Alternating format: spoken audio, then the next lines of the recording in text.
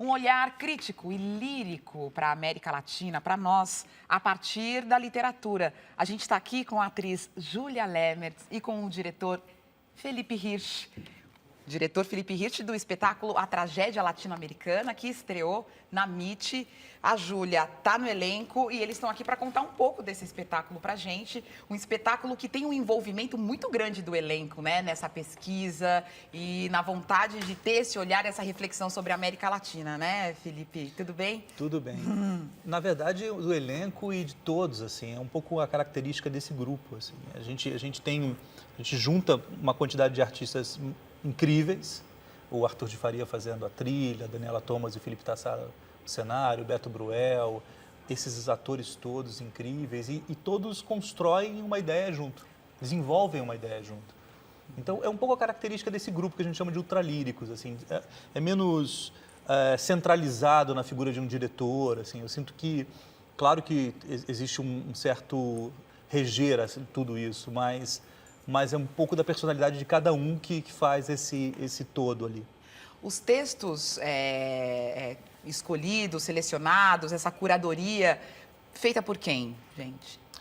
Na verdade, começou comigo, há 3 anos atrás eu comecei a trabalhar com isso, já quando eu estrei o Puzzle, a última vez que eu estive aqui, inclusive, a gente estava falando sobre Frankfurt, e nessa época eu já sabia que eu ia desenvolver o projeto para a América Latina também, e eu comecei a me aprofundar mais no meu conhecimento de literatura latino-americana.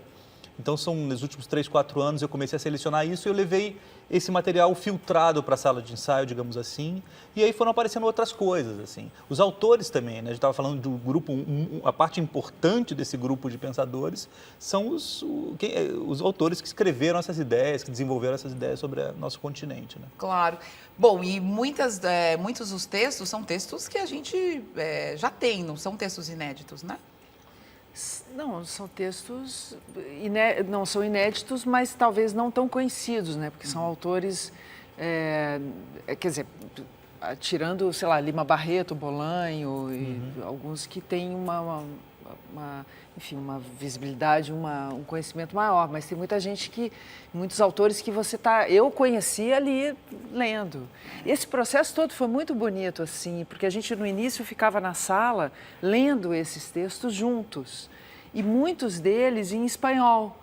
Então, o nosso espanhol foi sendo exercitado e essa irmandade, né, que existe da América Latina e não da língua é muito interessante, né, porque nós somos o único país que não fala o espanhol e, no entanto, nós somos tão irmanados como continente e deveríamos ser, né? Então, foi um processo incrível, assim, rico e tão vasto, né, variado, que a sensação que eu tinha é que a gente nunca ia acabar de ler aquilo e que escolher aquilo.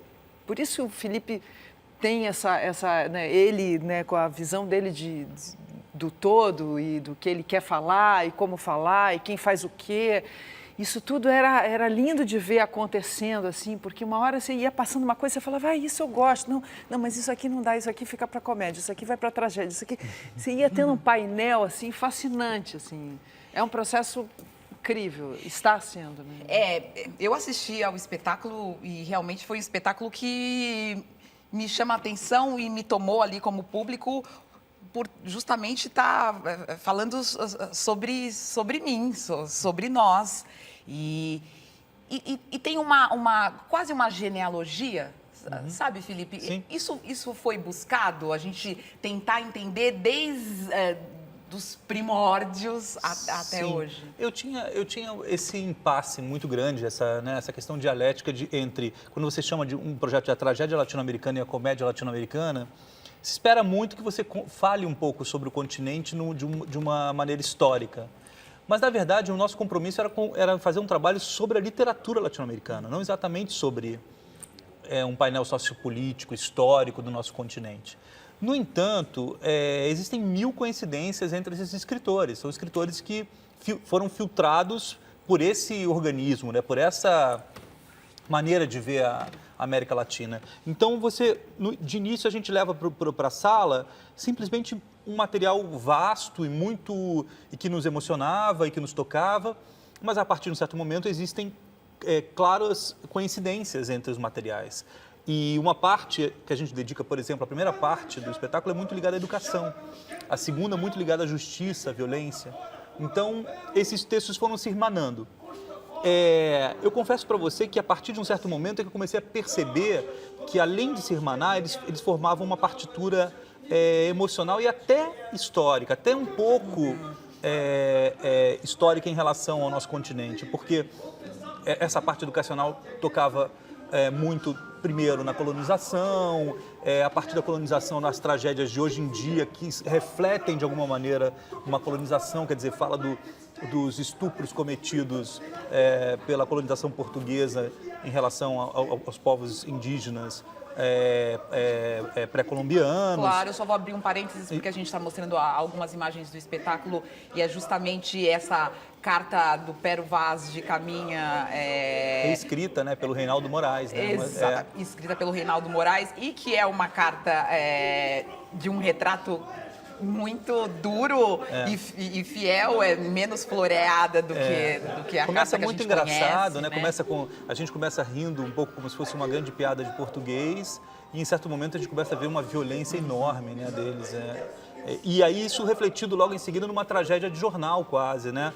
Que é a Tomar e Comer, que é escrito pela Dora Limeira, que é essa paraibana, que é uma tragédia do dia a dia, uma tragédia que a gente está acostumado a ler cotidianamente no jornal e que demonstra várias coincidências em relação ao que o Pero Vaz de Caminha fala nessa carta fictícia. Então essa genealogia, como você disse, essa história, ela vai se montando. Depois a gente tem uma cena de uma carta onde um francês, o velho continente, fala: pinte a sua aldeia, mas pinte com os pincéis que nós lidamos. Depois, quando você acha que está tudo razoavelmente compreendido, a gente percebe numa cena seguinte que não é bem assim, a gente também não tem uma relação íntima entre os países da América Latina, que nós vivemos com nossos cursos de francês e inglês embaixo do braço, nossas obras completas, mas existe um certo solipsismo, uma distância muito grande, né? Em especial do Brasil, né? A gente sempre tem que falar assim: eu estou fazendo uma peça de textos latino-americanos e brasileiros. Como se a gente não pertencesse, porque senão as pessoas já pensam em espanhol direto, né? Entendi. Já pensam em espanhol. É difícil você pensar assim: não, e tem brasileiros também? Tem, claro, latino-americanos.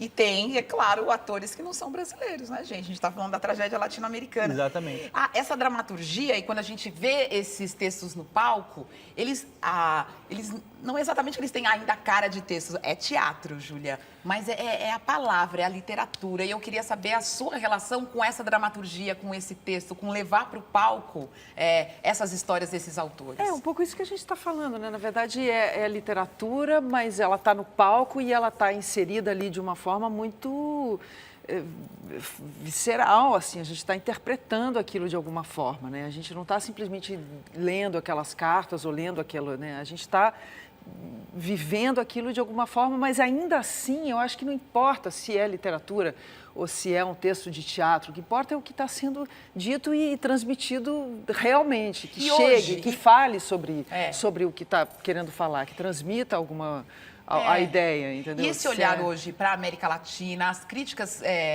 que a gente percebe no espetáculo, para você, esse momento importante, essa reflexão? Eu acho que tudo, essa sincronia do momento com o que a gente está fazendo é muito bonito de ver, assim, porque em nenhum momento a gente pensou em fazer uma peça política, uma coisa e tal. A gente estava ali mexendo com aquele manancial de textos e ideias e como montar aquilo, e como fazer e como tal, e de repente confluiu para esse momento político nosso muito conturbado e, no entanto, tudo conflui para a gente realmente se colocar nesse momento, entendeu?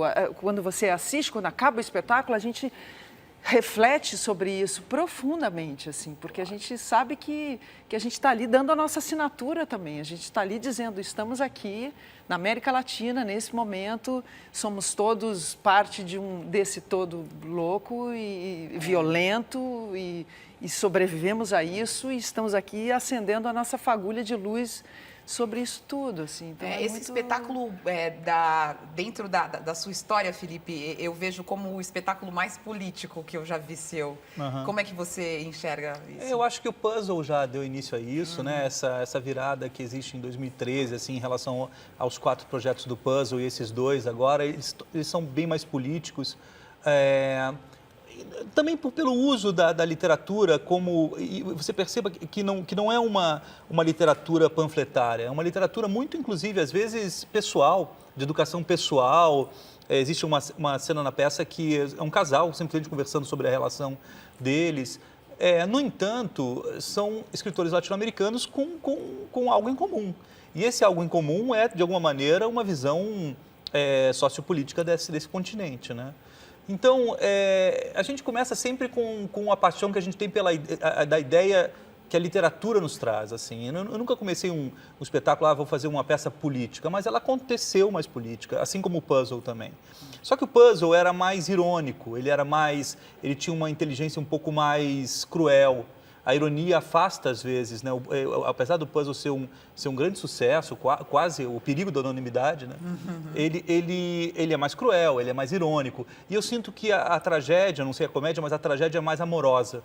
Ela tem uma relação um pouco mais amorosa com o continente, por acaso a seleção se tornou um pouco mais, tem uma relação um pouco mais terna com o que a gente está vendo, com o que a gente está vivendo nos últimos anos.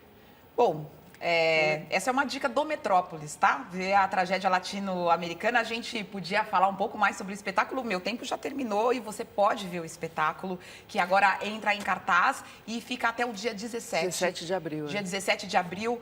Faltou a gente falar e aí você vê. Aí você vai ver lá no teatro a ligação com a música, que é muito presente, forte, né? muito forte. A gente tem uma banda imensa. Uma banda no palco. Tanta gente Arthur ali, de tem um Farias clima ali. de cabaré ali, Sim. meio distorcido no palco também.